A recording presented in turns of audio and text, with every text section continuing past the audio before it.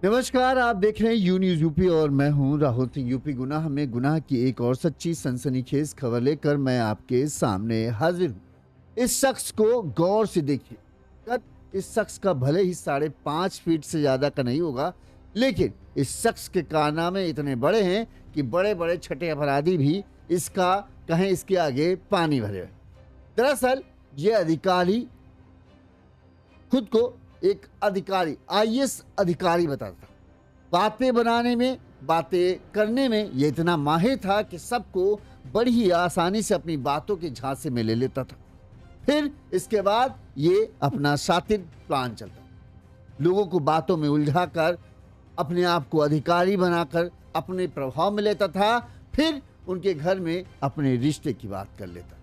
इस तरह से इसने बताते हैं, इसके ऊपर आरोप है कि इस शख्स ने अब तक 25 शादियां ये कर चुका है और ये 26वीं शादी ये करने वाला था या कहें कर चुका था। लेकिन उससे पहले ये शादी के कहें दूसरे बस दुल्हन को विदा कराकर अपने घर पहुंचा ही था कि तब तक दुल्हन वालों को इस बात की भनक पर लग गई कि ये अधिकारी, जिसे उन्होंने आईएएस अधिकारी समझकर अपनी बिटिया जिसके इसके साथ ब्याही थी, ये दरअसल पूरी तरीके से फर्जी है। लिहाजा दुल्हन के घर पहुंचते ही दुल्हन वाले पहुंच गए और लड़की को लेकर वापस आ गए। इस दौरान इसकी पोल खुली तो सच सामने आया। पुलिस ने इसे गिरफ्तार किया तो सबसे हैरान कर देने की बात यह पता चली कि जनाब आईएएस अधिकारी तो छोड़िए, ये जनाब तो 12th भी नहीं पास है। सिर्फ हाई स्कूल पास होने के बावजूद ये इतना शातिर था कि लोगों को अपनी बातों के जाल में इस तरह से उलझाता था कि हर कोई इसे अधिकारी मान लेता था। तभी तो 1, 2 नहीं, 3 नहीं, 4 नहीं, 5 नहीं, 25 लड़कियों के साथ बताते हैं कि इसने शादी की। इसी तरह से उन्हें झांसे में रखकर और 26वीं शादी कर रहा था। गोरखपुर में एक रसूखदार परिवार को इसने इस बार फांसा था। बताते हैं कि वो परिवार ने इसे 15 लाख रुपए नगद दिए थे और पूरी शादी में करीब करीब 30 से 35 लाख रुपए खर्च किए थे। सोच सकते हैं, एक इतना बड़ा रसूखदार परिवार जो अच्छा खासा हो तो सोचिए उसके घर में ऑलरेडी सब अच्छे खासे लोग होंगे। जब उन्होंने जांच पड़ताल की तो पहले तो लड़की पक्ष के लोग इसकी बातों में धोखा खा गए, लेकिन जब कुछ और बाराती जनाती घर पहुंचे, उन्होंने जांच पड़ताल की तो इस शख्स की पोल खुलती चली गई। इसके बाद जो खुद को आईएएस बताकर कैंट थाना क्षेत्र की लड़की से शादी रचाने वाले आईएएस प्रीतम निषाद को पुलिस ने मंगलवार को जालौन जिले से गिरफ्तार किया। इस पर शादियां रचकर लड़की पक्ष से रुपए ऐंठने का आरोप है।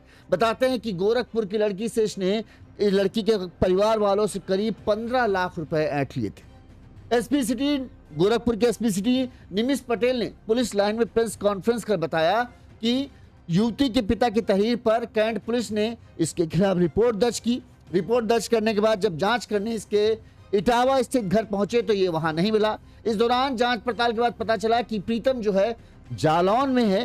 तुरंत पुलिस की टीम जालौन पहुंची और कालपी रेलवे स्टेशन के पास से पुलिस ने प्रीतम निषाद को गिरफ्तार किया, जो खुद को आईएएस अधिकारी बताता है।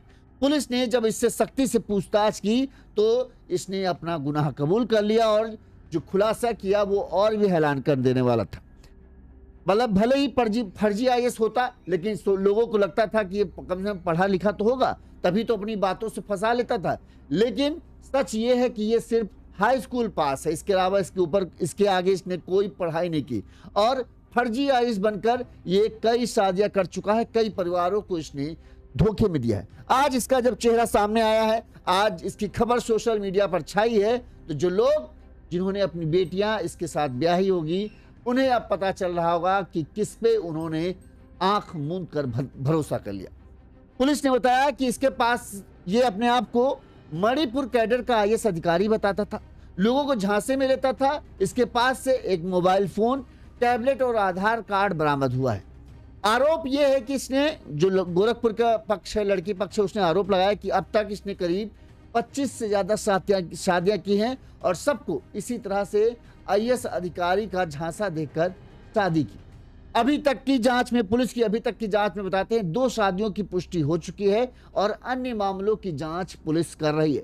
शायद अब इसका चेहरा जब सोशल मीडिया पर, अखबारों में और यूट्यूब चैनलों में छाया हुआ है, तब और भी लोग जो इसके शिकार हुए होंगे वो सामने आएंगे और बताएंगे किस तरह से इसने उन्हें धोखा दिया है। वहीं इस मामले में पुलिस टीम ने इटावा में ये प्रीतम निषाद के जीजा जो है भानु निषाद से पूछताछ की, तो उन्होंने बताया कि प्रीतम ना तो आईएएस है और ना ही उसने कभी आईएएस की परीक्षा दी है, ना ही कभी तैयारी की है, क्योंकि ये हाई स्कूल ही पास है तो भला कहाँ आईएएस की बात करे। लेकिन हाँ, ये फर्जी पहचान बनाकर जो है इसने फर्जी अपना आईएएस का कार्ड बना रखा है। उस आईएएस के कार्ड बनाकर जो है ये लोगों पर रौब जमाता था।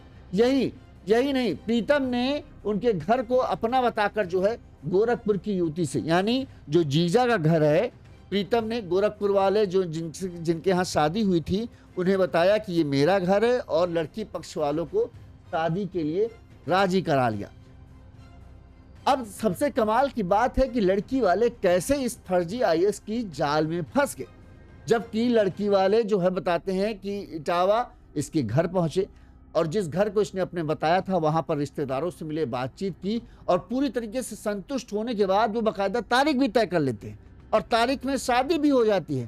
शादी के दौरान भी इसके फर्जी आईएएस होने के कुछ सबूत मिलते हैं, फिर भी ये अपनी बातों में जो है ऐसा परिवार वालों को उलझा लेता था कि इसके बावजूद उन्होंने अपनी बिटिया को विदा कर दिया। ये तो गनीमत रही कि बाद में फिर से इसके कुछ और सबूत सामने आए जिसमें यह हुआ कि ये तो फर्जी है। तब जाकर लड़की वाले तुरंत ही इसके पीछे पीछे पहुंच गए और जब लड़की पहुंची, विदा होकर घर पहुंची थी ससुराल, 2 ही घंटे बाद लड़की पक्ष वाले पहुंच गए और इसे, लड़की को अपने साथ वापस ले गए और पुलिस ने इसके खिलाफ शिकायत दर्ज की। अब पुलिस ने इसे गिरफ्तार कर लिया। हम आपको पूरा घटनाक्रम विस्तार से बताएंगे कि आखिर किस तरह से इसने झांसा दिया, कैसे लड़की वालों को इसने अपने आप का आईएएस अधिकारी होने का भरोसा दिलाया और कैसे पूरा घटनाक्रम का खुलासा हुआ। सबसे पहले हम आपको वो सुनाते हैं जब लड़की पक्ष के लोग जो है, जब उन्हें ये जानकारी मिलती है कि ये प्रीतम निषाद जिसे वो आईएएस समझ रहे थे, उन्हें बड़ी इस बात की कहें गर्व हो रहा था कि उन्होंने अपनी बेटी की शादी एक आईएएस से की है। जब उसकी पोल खुलती है और वो उसके घर पहुंचते हैं तो किस तरह से उन्होंने वीडियो बनाया और किस तरह से पूरी बातचीत थी, पहले आप वो सुनिए। ये महानुभाव देखिए, ये आईएएस है, इनका मैं फोटो भी दिखा रहा हूँ, इनका वीडियो, इन्होंने फर्जी वीडियो बना के आईएएस का। और सभी लोगों से बोलना चाहता हूँ कि इस तरह के धोखे से बचे। मैं तो, हम लोग तो बच गए, शादी करके ये लोग आए, हम लोग इनके पीछे पीछे इनके इस मकान में आए, आधे से ज्यादा लोग पी के फिट हैं और ये बंदा बोलता अपने आप को आईएएस शकल देखिए। उनको तो मैं जेल भेजूंगा, ऐसी सजा दिलाऊंगा ना, जीवन में कभी तुम सोचोगे नहीं। ये सारे लोग हैं, आधे से ज्यादा लोग को पी के फिट हैं, किसी शादी का घर है। देखिए ये घर है इनका। हम लोगों ने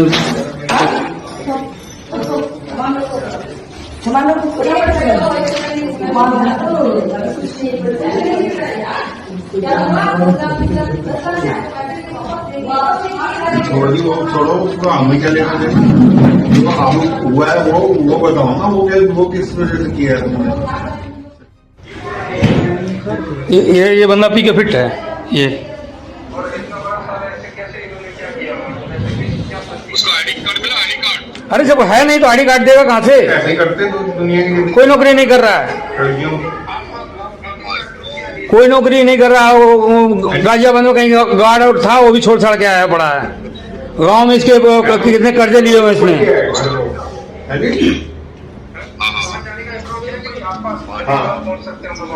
हाँ क्यों नहीं है?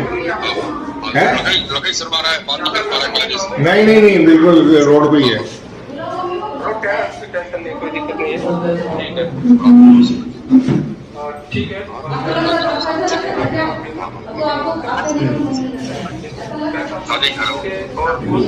ये देखिए, ये एक बंदा ये है जी सर, देख रहे हैं, ये एक बंदा ये है, ये भी है शादी में। भैया हमने कहा दिया आपसे, मैंने 2 रुपये प्राप्त नहीं की। हाँ तो प्राप्त नहीं किए ना, जब जेल जाओगे तब सब पता चलेगा प्राप्त किए कि नहीं किए। साला डोम की तरह साला है। देखिए मकान पे लिखा है बिकाऊ। ये फ्लाईओवर जा रहा है सामने से, ये फ्लाईओवर जा रहा है और फ्लाईओवर के जस्ट ये देखिए अभी भेज दे। गंदगी और ये मैंने बहुत अच्छा किया, 2 घंटे के अंदर पहुंच गए तो बाबा जोर आता वहाँ पे हाँ आप कहीं और निकलते आप कहीं और किए आते हाँ हम लोग बहुत सही किए 2 घंटे के अंदर पहुंच के हाँ। कुछ कर नहीं पाए हाँ। इसलिए आप एक क्राइम करंट हाँ। ऑफ भेज देते हैं एक लोग करके आते करें तो गलत चीज साथ गलत करते आप बोलो आपको हाँ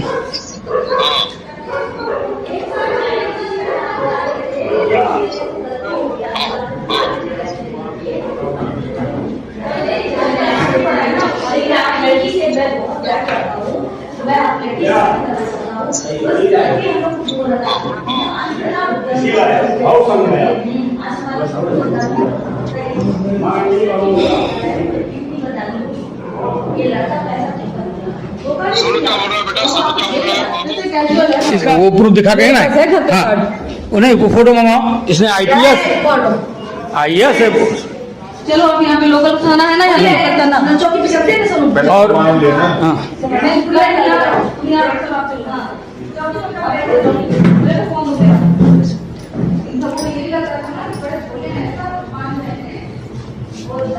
यहाँ यही से 100 नंबर पे कॉल करते हैं ना अभी यही तो देखा किस तरह से लड़की पक्ष वालों जब इसकी पोल खुली तो इसको खूब झाड़ा, और इस दौरान ये कितना बेफिक्र है, जैसा लग रहा है इसको कोई फर्क ही नहीं पड़ रहा है। चलिए अब पूरी खबर हम आपको विस्तार से बताते हैं कि आखिर पूरा मामला है क्या। जैसा कि हमने आपको बताया कि गोरखपुर का एक परिवार था जिसने जो है ये हाँ पहले हम आपको इसका बता दें, इसका नाम है प्रीतम निषाद। ये अपने आप को इटावा जिले का रहने वाला बताता था। इसकी पहली शादी जो है अभी तक जो जानकारी में आई है, वैसे तो गोरखपुर के जो पिता हैं उन्होंने जो शक जताया वो ये है कि इसने अब तक 25 से ज़्यादा शादियाँ की, लेकिन अभी तक 2 शादियों की बात सामने आई है। इसकी पहली शादी औरैया जिले के दौलतपुर गांव में हुई है। इस मामले में अभी तक तलाक भी नहीं हुआ है और कुछ समय इटावा में रहा। इसके बाद ये अपने आप को इटावा में खुद को नौकरी पेशा बताता रहा, लेकिन बाद में ये गोरखपुर में फर्जी आईएएस बनकर दूसरी शादी इसने कर ली। इधर प्रीतम की चचेरी बहन रश्मि ने पुलिस को बताया कि लड़की पक्ष शादी से पहले घर भी देख कर गया था, लेकिन बाद में सच्चाई सामने आने पर अब विवाद हुआ है। खुद को फर्जी आईएएस बताकर गोरखपुर की युवती से शादी रचाने वाला प्रीतम कुमार निषाद खुद को कभी आईएएस तो कभी एसडीएम बताकर लोगों को झांसे में लेता था। हैरानी की बात यह है कि इटावा स्थित इसका घर इतना बदहाल है कि यहाँ बुनियादी सुविधाएं तक नहीं है, यानी कहें तो टॉयलेट तक नहीं है, लेकिन फर्जी पहचान के सहारे इसने अपनी आलीशान शानदार छवि बना रखी थी और अपने भौकाल की वजह से जो है ये लोगों को बेवकूफ़ बनाता था। एक भारत सरकार लिखी गाड़ी लेकर ये चलता था और अपने साथ एक असिस्टेंट भी रहता था। जो प्रीतम ये है प्रीतम निषाद की ठगी के शिकार जो गोरखपुर के अभी जो इस लड़की के साथ इसकी शादी हुई, इसके पिता ने बताया कि शादी में वो शेरवानी पहनकर बारात में पहुंचा। 7 फेरों से पहले उसने कपड़े बदले। शादी में 20 से 30 बाराती शामिल हुए थे। इटावा से 2 गाड़ियों में जो है करीब 10 लोग, 2 लग्जरी गाड़ियों में जो है 10 लोग शामिल होने बारात के लिए आए थे, जिसमें आरोपी के परिवार के सदस्य भी शामिल थे। प्रीतम ने निषाद समाज के कई बड़े नेताओं, मंत्री और सांसदों को भी शादी का कार्ड भेजा था। कुछ स्थानीय नेता शादी में पहुंचे थे और जब उन्होंने इससे बातचीत की तो उन्होंने इस बात पर उन्हें भी शक हुआ कि ये कोई आईएएस अधिकारी नहीं है, लेकिन उन्होंने लड़की पक्ष से इस बात की शंका भी जाहिर की। इस पर बताते हैं कि जब लड़की पक्ष के पिता ने जो है बातचीत की तो उसने एक बार फिर से बातें बनाकर उन्हें कन्विंस कर लिया। अब हम आपको बताते हैं कि आखिर जो युवती पक्ष का जो है ये कैसे इनके जाल में फंसा, जो गोरखपुर का परिवार था कैसे इस फर्जी आईएएस के चक्कर में फंस गया और किस तरह से ये अपनी बातों में उन्हें कन्विंस करता रहा। तो गोरखपुर के कैंट थाना क्षेत्र के मोहद्दीनपुर का रहने वाला जो है एक परिवार है जो इस फर्जी आईएएस के चक्कर में फंसा था। जो पिता है, लड़की का पिता जिसने इसके साथ शादी हुई थी, उस लड़की के पिता ने बताया कि मेरी 3 लड़कियां हैं, 1 लड़का है। 2 लड़कियों की शादी वो कर चुके हैं। इसी बीच उनकी तबीयत बिगड़ गई, जिसकी वजह से उनका आधा शरीर जो है काम करना बंद कर चुका था, यानी पैरालाइज हो चुका। इसलिए वो छोटी बेटी की शादी के ढूंढने के लिए रिश्ता ढूंढ रहे थे। छोटी बेटी है जिसकी अभी शादी हुई है, वो ग्रेजुएशन कर चुकी। उन्होंने बताया कि मेरी बड़ी बेटी जो दिल्ली में रहती है, उसने बताया कि एक निषाद समाज का एक इन लोगों का ग्रुप बना है जिसमें वो बड़ी बेटी जुड़ी हुई थी। इसमें ही समाज के बहुत सारे लोग जुड़े हैं। किसी ने एक आईएएस लड़के की प्रोफाइल डाली उस ग्रुप में और उसमें लिखा था कि लड़का का नाम प्रीतम निषाद है, IAS है और इटावा जिले के लुधियाद मोहल्ले का रहने वाला है। नाम था प्रीतम निषाद, उम्र करीब 32 साल और मानिकपुर में SDM के पद पर अभी हाल फिलहाल में तैनात है। प्रोफाइल पे ये सब लिखा हुआ था। अब जैसे ही बड़ी बहन ने ये देखा कि यार इतना अच्छा लड़का है, IAS है, ये छोटी बिटिया के लिए बहुत अच्छा रहेगा, देखने में भी ठीक ठाक लग रहा है, लिहाजा जो बड़ी बेटी है उसने पिता को बताया कि ऐसा ऐसा अपने समाज में एक लड़का है भाई, IAS है और बहुत बढ़िया है, देखो क्या बात हो सकती है। तो बड़ी बहन ने जो है पहले प्रीतम निषाद से बात की और फिर पिता से भी जो है इसकी प्रीतम निषाद की बात करा दी। बात आगे बढ़ी, बहन ने बात की, पिता ने बात की, सब बात ठीक लगी और इसके बाद जो है बातचीत के बाद दिसंबर 2025 में जो है प्रीतम निषाद गोरखपुर आया। यहाँ पर लड़की के पिता मिले, बातचीत हुई और यहाँ पर फिर जब उनको लड़की के पिता को ठीक ठाक लगा तो उन्होंने घर बुलाकर अपनी बेटी को भी दिखाया। यहाँ पर प्रीतम निषाद ने तुरंत ही लड़की को देखते ही रिश्ता पक्का कर लिया कि हाँ भाई ठीक है। बात आगे बढ़ने पर जो लड़की के घर वाले वो प्रीतम निषाद के घर इटावा गए। यहाँ पर लुधियाद मोहल्ले में 2 BHK का घर था और ये घर बताते हैं कि प्रीतम निषाद का नहीं बल्कि इसके जीजा का घर था और इसने उस जीजा के घर को अपना घर बताया था। यहाँ पर लड़की पक्ष के लोग गए, यहाँ पर उन्होंने देखा तो घर भी ठीक ही ठाक लगा। प्रीतम ने कहा कि ये घर मैं और हमारे बहन का ही है, घर बहन के नाम पर अभी दर्ज है, लेकिन जल्दी हम लोग इसे बेचकर जो है नया घर लेने की तैयारी कर रहे हैं। अभी घर की स्थिति ज़्यादा ठीक नहीं क्योंकि यहाँ ज़्यादातर हम लोग रहते नहीं, इसी वजह से बस ऐसा है। अब इसको जल्दी बेच के बड़ा बढ़िया कोई फ्लैट लेंगे, विला लेंगे, इस तरह का उसने बताया। तो घर वालों को लगा ठीक है, गांव में इसी तरह के घर होते हैं। अब जब ज़्यादातर अधिकारी साहब यहाँ रहते नहीं तो गाँव में भी जो घर है वो वैसे ही काम चलाओ अवस्था में पड़ा है। प्रीतम से जब गाँव के बारे में पूछा गया तो उसने कहा गाँव हमारा जो है 35 किलोमीटर दूर है, लेकिन एक नदी पार करके जाना पड़ता है, बहुत पिछड़ा गांव है, इसलिए हम लोग वहां आते जाते नहीं हैं। उसने ये भी कहा कि मैं गांव का पहला लड़का हूं जो IAS बना है। इस तरह से उसने पूरे परिवार को जो है लड़की पक्ष के विश्वास में ले लिया और घर के लोग संतुष्ट होकर वहां से वापस आ गए। इसके बाद बाकायदा डेट निकल जाती है। 11 मार्च 2026 शादी का दिन तय किया गया।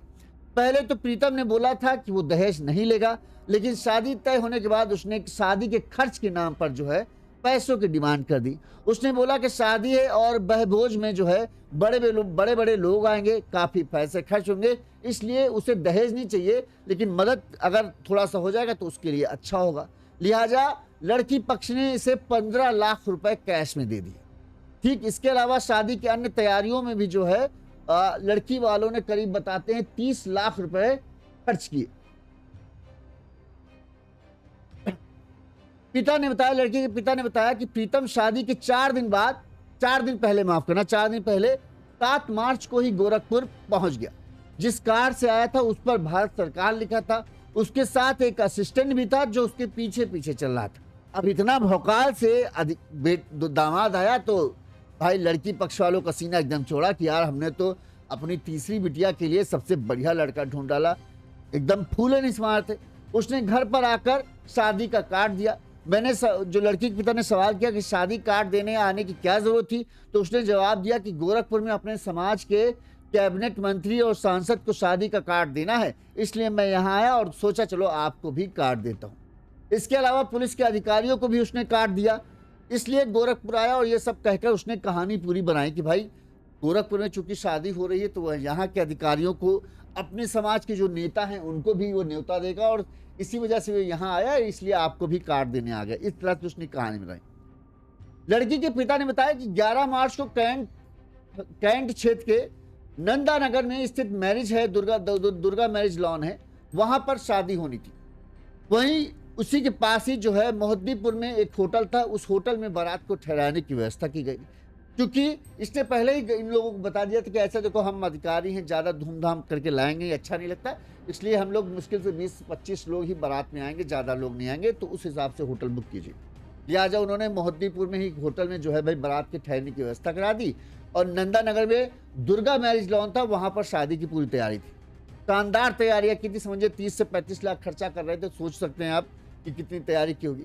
शादी वाले दिन दोपहर में बारात आई, होटल में दूल्हा और बाराती ठहरे। लड़की के पक्ष ने कहा कि 2 गाड़ियों में जो है बाराती आए थे, 10 से 15 लोग ही थे। उन लोगों को होटल में ठहरा दिया गया। वहीं जब लड़की के घर वालों को जो भाई अब शादी थी तो लड़की के रिश्तेदार भी कई सारे आए। अब सबको ये जब पता चला कि लड़का आईएएस है, तब भाई हर किसी की इच्छा होगी कि भाई आईएएस दामाद है, उससे मिलना चाहिए, व्यवहार बढ़ाना चाहिए। जिसको देखो वही भाई आईएएस दामाद से मिलने के लिए उत्सुक था। लिहाजा लड़की पक्ष के कई लोग जो हैं आईएएस दामाद से मिलने के लिए उसके होटल पहुंच गए। यहाँ पर पहुंचकर उन्होंने बातचीत की। अब उसमें कई तेज तर्रार लड़के ही थे जो काफ़ी पढ़े लिखे थे और शायद वो आईएएस की तैयारी भी कर रहे थे। उन्होंने प्रीतम से पूछताछ की कि आप कहाँ पर तैनात हैं। इस पर प्रीतम ने कहा कि वो मनिकपुर जगह का नाम उसने दिया कि वहाँ पर तैनात है और इटावा से करीब 500 किलोमीटर दूर यूपी दिल्ली बॉर्डर पर है ये मनिकपुर। रिश्तेदारों ने प्रीतम के घर इटावा के बारे में पूछा, लेकिन वो कुछ खास वही जीजा वाला घर बताया, लेकिन गाँव वाले के बारे में ज़्यादा कुछ नहीं बता पाया। इससे रिश्तेदार जो है उसकी बातों से कुछ असंतुष्ट हुए। उन्हें लगा कि यार एक आईएएस अधिकारी इस तरह से बातचीत कर रहा है वो ठीक नहीं लग रहा है, एक मतलब मैच नहीं हो पा रहा है उसकी बातें एक आईएएस अधिकारी के रौब के सामने। इस सब के बीच रात भर शादी का कार्यक्रम चला। पिता ने बताया कि सुबह मेरे जो लड़की के पिता ने बताया कि जो भतीजा था उसने और रिश्तेदारों ने बड़ी बेटी से जो समाज के ग्रुप में इसका प्रोफाइल आया था उस समाज के ग्रुप के बारे में पूछा। जहां से प्रोफाइल आई थी उसका नंबर लिया। फिर वहां से उन्होंने दूल्हे के गांव वालों के बारे में पता किया, वहां के नंबर निकाले और इसके बाद जो है भतीजे ने जो है दूल्हे के जो दामाद था प्रीतम के गांव, उसके गांव वालों से कुछ पूछताछ की। वहां के प्रधान से जानकारी निकाली, वहां से पूछताछ की। जब उन्होंने वहां पर फ़ोन करके पूछा तो पता चला कि ये भैया ये तो फर्जी है, कोई आईएएस हमारे यहाँ से है ही नहीं और जिस लड़के की बात हो रही वो यहाँ गाँव में आता ही नहीं, ना ही गाँव में रहता है। अब जैसे ही ये जानकारी मिली तब तक सुबह हो चुकी थी, फेरे वेरे कार्यक्रम हो चुके थे। भतीजे ने तुरंत ही लड़की के पिता को ये सब बताया कि ऐसा ऐसा है, गांव वाले तो ये बता रहे हैं। इस पर जब प्रीतम से पूछा गया कि भाई तो आपके गांव के लोग ऐसा बता रहे कि आप कोई भी वो है ही नहीं हो, आईएएस अधिकारी हमारे यहाँ है नहीं, ये तो हमारे यहाँ से भागा है। तो यहाँ पर भी बड़े ही धैर्य के साथ इसने काम लिया। इसने अपना एक वीडियो यूट्यूब पर दिखाया जिसमें एक कोई न्यूज़ चैनल था, उस न्यूज़ चैनल में इसका इंटरव्यू लिया गया है। बताओ, और एक आईएएस अधिकारी उसने दिखाया कि देखो हमारा इंटरव्यू है और हम अच्छा काम यहाँ करते, उस सब जानकारी उसमें थी। अब न्यूज़ चैनल था तो लोगों ने ये सोचा कि यार न्यूज़ चैनल होता है तो सच्ची होगा, लेकिन उन्होंने ये ध्यान दिया कि एक यूट्यूब चैनल है, यूट्यूब चैनल में कोई भी पैसा देकर अपने आप का किसी भी तरह का इंटरव्यू करा सकता है और वह यही कुछ इसने भी अपनी पहचान छुपाने के लिए करा रखा था और ये इंटरव्यू कई साल पुराना पड़ा हुआ था। वहीं गांव के लोगों के बारे में प्रीतम ने कहा कि गांव के लोग जो हैं मुझसे जलते हैं, वो नहीं चाहते कि मेरी शादी एक अच्छी जगह हो, लिहाजा जब भी कहीं कोई शादी होने की बात होती है तो मेरे गांव वाले जो हैं उन परिवार के लोगों को भड़का देते हैं और फिर मेरा रिश्ता तुड़वाने की कोशिश करते। अब लड़की पक्ष वालों जब इंटरव्यू देखा तो उन्हें लगा कि यार सच्ची होगा, यही सच बोला, लिहाजा 12 मार्च को जो है विदाई की रस्म पूरी कर दी गई।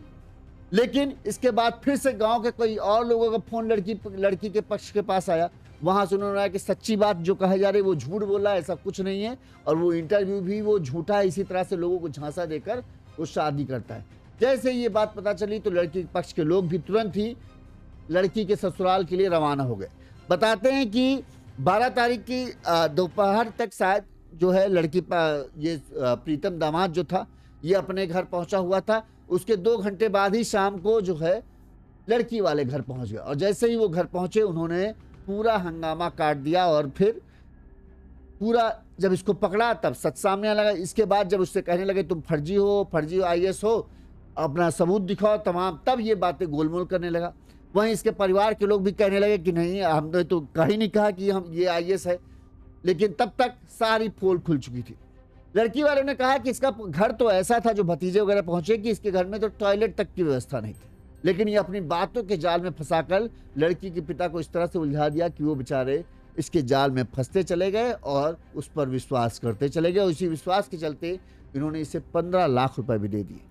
खैर, जब लड़की पक्ष ने पुलिस में इस मामले को दर्ज कराया, पुलिस ने जांच पड़ताल की और इसे खोज निकाला और इसको गिरफ्तार कर लिया। इसके बाद पुलिस ने क्या कहा वो सुनिए।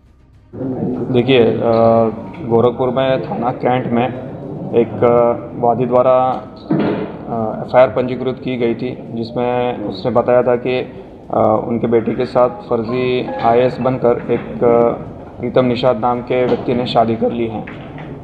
इसी सूचना का संज्ञान लेते हुए सुसंगत धाराओं में एफआईआर पंजीकृत की गई थी और अभियुक्त को पकड़ने के लिए प्रयास जारी किए गए थे। आज उसी में जो इसमें मुख्य अभियुक्त है जिसका नाम प्रीतम निषाद उर्फ अर्जुन सिंह है, इसको गिरफ्तार कर लिया है। इनके द्वारा पूछताछ में बताया गया कि इन्होंने कभी यूपीएससी का एग्ज़ाम क्लियर नहीं किया है और ये अपने आप को मणिपुर कैडर के आईएएस बताते थे और ये जो इनका जो एजुकेशनल बैकग्राउंड रहा है वो बीएससी का रहा है और इन्हीं तथ्यों के आधार पे आगे की पूछताछ और कार्रवाई चल रही है। देखिए, जो अभी तक पूछताछ हुई है उसमें इसने 2 महिलाओं के साथ शादी करने का बताया है, जिसमें एक जो हमारे एफआईआर की वादी है उनके और एक इससे पहले एक बार और कर चुके हैं। इसके अलावा इनके द्वारा कई लोगों को फर्जी मतलब खुद को आईएएस बताकर उनके साथ फ्रॉड किया गया है। सर, क्या लड़की को गोवा में बेचने का भी फिराक था क्या इनका? देखिए, अभी तक इस इन्वेस्टिगेशन में इसके बारे में कोई तथ्य आए नहीं हैं और अभी विवेचना चल रही है। अगर ऐसे कोई तथ्य आते हैं जिसमें ऐसा कोई चीज़ आती है सामने तो आपका अवगत किया जाएगा।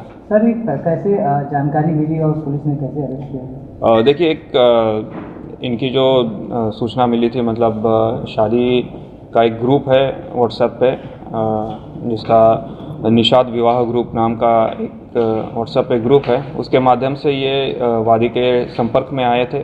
उसी के चलते उन्होंने जब इसको बताया कि ये आईएएस है तब शादी हो गई थी और जब एफआईआर हुई तो सर्विलांस के आधार से और हमारे जो मैनुअल इनपुट्स आते हैं उनके आधार पे इनको गिरफ्तार किया गया। सर, इसके पीछे मंशा क्या थी इसकी जो है?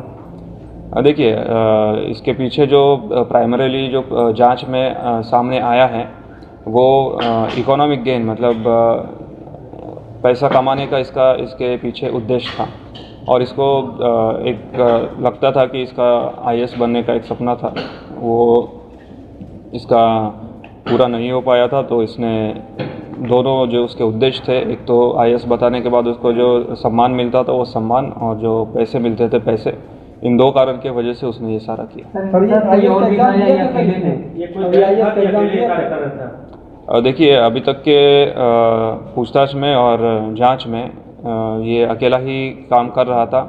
ये विवेचना चल रही है और इसमें अगर इसका कोई साथ इसका दे रहा था तो उसके खिलाफ भी कार्रवाई की जाएगी। क्या इनके कोई परिजन नहीं थे जो शादी में माता पिता का रोल अदा कर रहे थे, इस तरह का कुछ भी है? देखिए, जो शादी में शामिल थे उनकी भी पूछताछ चल रही है और उनका जो रोल आएगा उसके हिसाब से ही आगे की कार्रवाई की जाएगी। सर, यूपीएससी का एग्जाम भी कभी दिया था क्या इसने? इनके द्वारा यूपीएससी का कभी एग्ज़ाम नहीं दिया गया है। ये बीएससी बैकग्राउंड के हैं।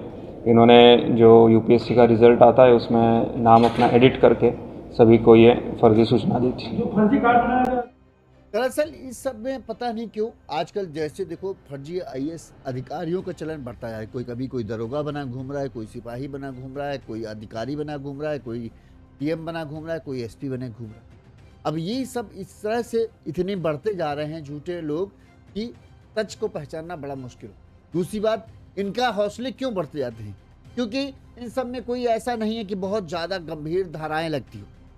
बहुत ज़्यादा जब बड़ा मामला होता है तब 7 साल या 8 साल की सज़ा के लिए धारा लगती है और ऐसा नहीं है कि जमानत नहीं मिल जाती, जमानत भी मिल जाती है। इस वजह से इनका मन और बढ़ जाता है। ठीक है, दूसरी बात, ये उन लोगों को अपना शिकार बनाते हैं जो ज़्यादा जांच पड़ताल नहीं करते। अच्छा, क्यों? पहले ये रुआब अपना इतना गांठ देते हैं कि देखो ये भारत सरकार लिखी गाड़ी से चल लेते हैं और अपना नकली कार्ड बनवा लेते हैं, इस तरह से अपना विश्वास में लेते हैं। ऊपर से जब ये लड़की पक्ष के वाले जांच पड़ताल करने की कोशिश करते हैं तो ये इस तरह से दिखाते हैं कि अगर जांच पड़ताल करोगे जाके हमारे जहां हमने बताया वहां जांच पड़ताल करोगे तो फिर ऐसा भैया हम रिश्ता नहीं करेंगे। इस तरह से रुआब गांठ देते हैं कि हम रिश्ता तोड़ देंगे। अब ज़्यादातर चीज़ें देखकर लोगों को यकीन हो जाता है कि यार आईएएस होगा ही।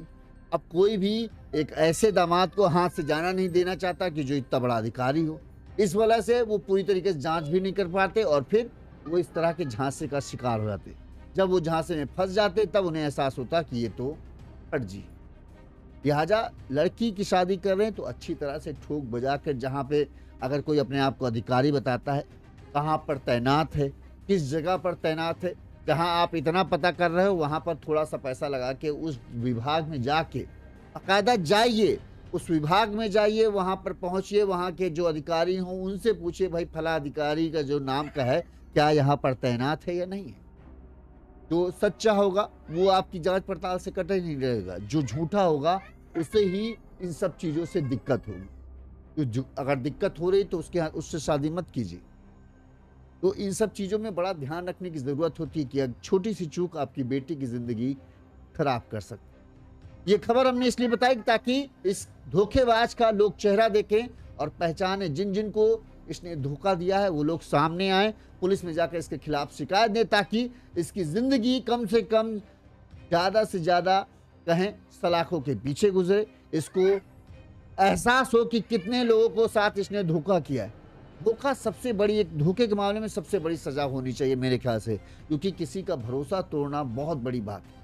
अब जैसे इस खबर में हुआ, गोरखपुर में जो पिता थे वो पैरालाइज थे बेचारे, उन्होंने किसी तरह से अपनी लड़की की शादी की एक भरोसे में कि हमारे समाज का लड़का है, झूठ नहीं बोलेगा, लेकिन सच सामने आया तो वो छूट गए। इसी तरह से गुनाह की तमाम खबरें हम आप तक पहुंचाते रहेंगे। देखते रहिए यूनिज़ यूपी। इस खबर पर आपकी क्या राय है कमेंट करके